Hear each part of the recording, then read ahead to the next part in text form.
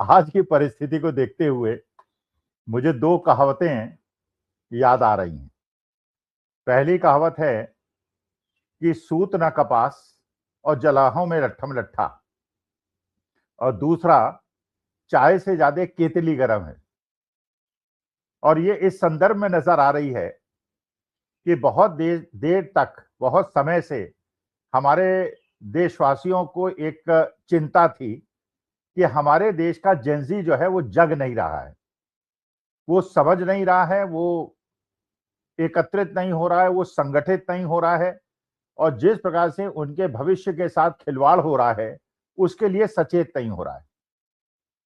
लेकिन चलिए, कुछ ऐसी परिस्थितियां निर्मित हुई जिससे कि हमारे देश का जेनजी और हमारे देश का नवयुवक, जो समाज द्वारा कहे जाने वाले एक प्रकार से रील्स में बहुत ज्यादा व्यस्त था और जिसके बाद इंस्टाग्राम से बाहर निकलने का समय नहीं था, वो जेनजी आया बाहर और उसने अपनी आवाजें बुलंद की। और इस हवन के अंदर भारतीय जनता पार्टी के समर्थकों ने घी डाल के उसको तेज कर दिया।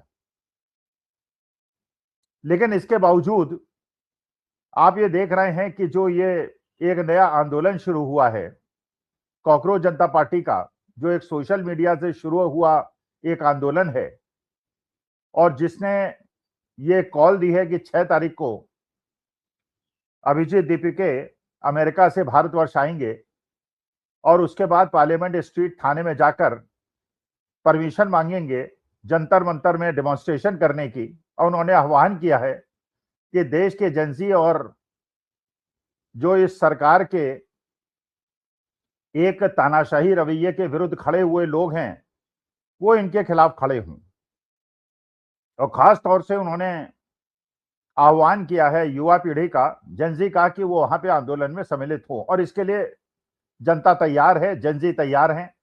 और जगह जगह से, बिहार से, बंगाल से, हरियाणा से, पंजाब से युवा पीढ़ी का ये एक संकल्प दिखाई पड़ रहा है, वो जंतर मंतर पहुंचेंगे। लेकिन जैसे मैंने कहा, चाय से ज्यादा केतली गर्म है। कांग्रेस के बड़े बड़े नेताओं ने कॉकरोच जनता पार्टी के बारे में कुछ नहीं कहा। अखिलेश यादव ने तो एक प्रकार से कॉकरोच जनता पार्टी का समर्थन ही कर दिया।